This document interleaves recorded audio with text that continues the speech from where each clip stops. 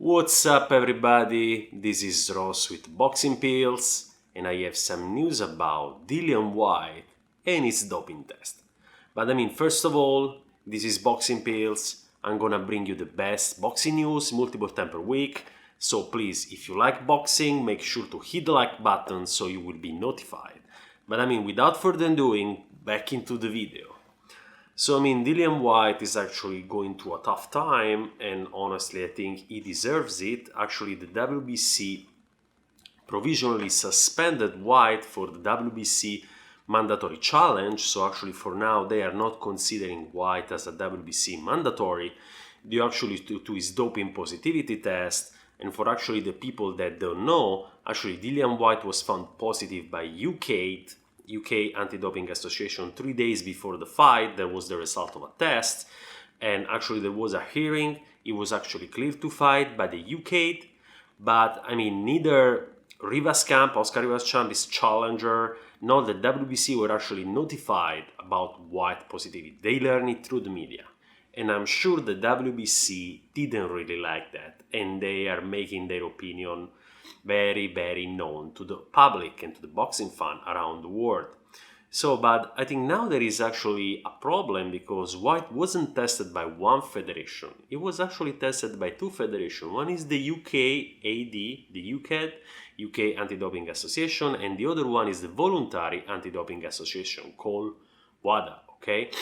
VADA did some tests, the pre-fight test and the before-fight test that were carried out some days before the fight and after the fight, and Whyte didn't get any positive result. Whyte was negative to doping only according to WADA, okay? But the UKAD didn't actually have the same opinion. So you're probably wondering, how is it possible that you can actually test positive with one federation but not positive with another, right? And number one is that they have different substances they consider actually illegal. And number two, that is probably appears to be the case because both of them consider steroids illegal, and Dillian Whyte was found positive for steroids metabolites, okay? That's pretty bad because you cannot unknowingly take steroids, okay? That's very bad. So the problem is that UKAD, 3 days before, actually was known that Dillian Whyte was positive. But the test was conducted 1 month before. So the fight was in July, the test was conducted in June, and the result they took 1 month to obtain the result.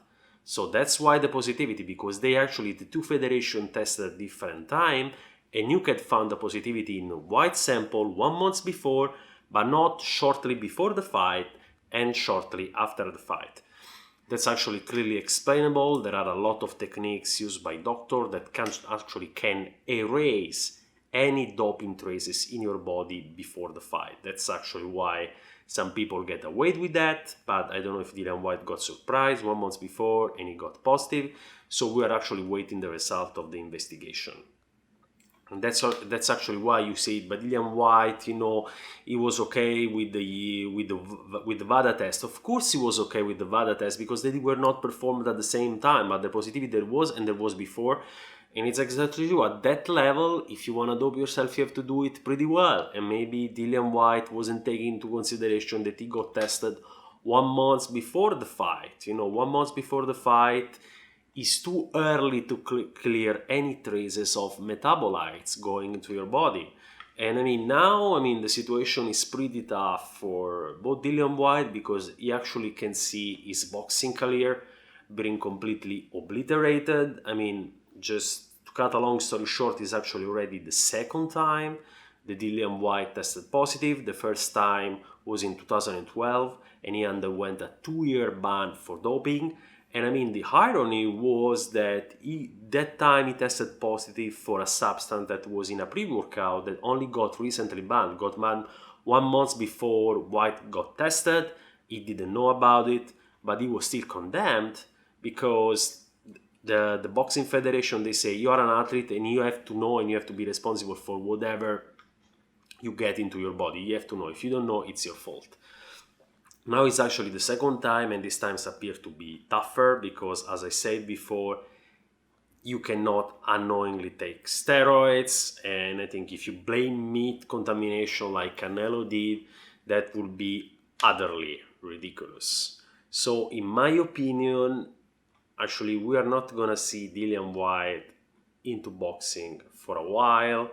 Eddie Hearn, his promoter, has actually to find a way around it, you know, and especially as idea, you cannot not have double standard like when they got Billy Joe Saunders positive for a nasal spray. You know, it happened last year that Billy Joe Saunders gave positive, was tested positive for doping because he used a nasal spray that was not banned, that was banned in the US but not in the UK. You see these different substances, and Eddie Hearn was very critical in regard to Billy Joe Saunders, said that he actually should have been suspended. And now, I mean, since Dillian Whyte is one of his own, he's trying to defend Dillian Whyte, but you cannot use the double standard, and you actually have to be honest. So guys, thank you very much for watching the video. Please remember to subscribe, and I'll see you in the next video.